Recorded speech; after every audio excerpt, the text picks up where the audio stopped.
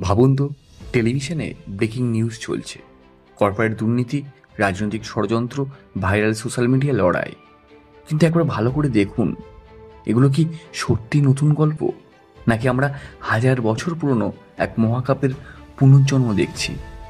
আজকের এই পৃথিবীতে হয়তো আমরা সবাই এক আধুনিক মহাভারতের চরিত্র, শুধু মঞ্চটাই বদলে গেছে।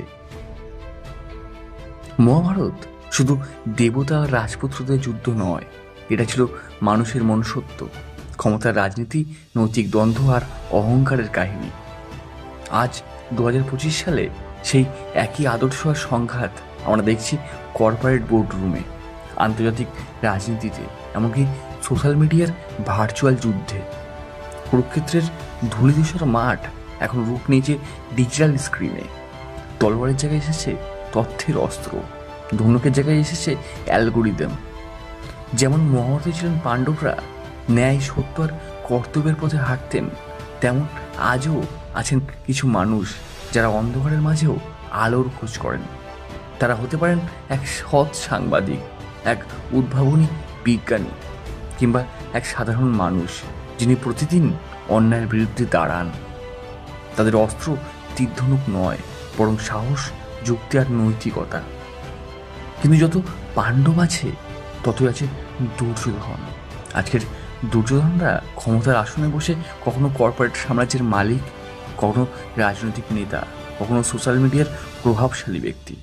তাদের লক্ষ্য একটাই, ক্ষমতাকে ধরে রাখা, যে কোনো মূল্যে জেতা আর নিজের স্বার্থ রক্ষা করা। শকুনি মামার কৌশল, কর্ণের দ্বিধা আর বিশ্বের নীরবতা, সবকিছু যেন আবার ফিরে এসেছে, শুধু নামটাই বদলে গেছে। আমাদের কুরুক্ষেত্র এখন আর মাঠে নয়, এটি এখন বিশ্বজুড়ে বিস্তৃত। দেশ বনাম দেশ, কোম্পানি বনাম কোম্পানি, মতবাদ বনাম মতবাদ। যুদ্ধ হয় অর্থনীতি, প্রযুক্তি আর মতাদর্শের ভিতরে, যেখানে গীতার মতো নীতিবাক্য নেই, কিন্তু আছে তথ্যযুদ্ধ, প্রোপাগান্ডা আর মানসিক প্রভাবের কৌশল।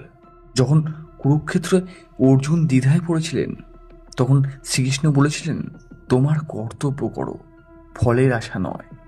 হয়তো আজকের পৃথিবীতেও আমাদের দরকার সেই একই বার্তা, দ্বন্দ্বের ভেতর থেকেও সত্য খুঁজে পাওয়া, ন্যায়ের পথে হাঁটা আর মানবতার পক্ষে দাঁড়ানো। এই হচ্ছে আধুনিক গীতা। মহাভারত কখনো শেষ হয়নি, এটা আমাদের রক্তে, আমাদের সমাজে, আমাদের প্রতিদিনের সিদ্ধান্তে বেঁচে আছে। প্রশ্ন শুধু একটাই, এই আধুনিক কুরুক্ষেত্রে আপনি কোন চরিত্র?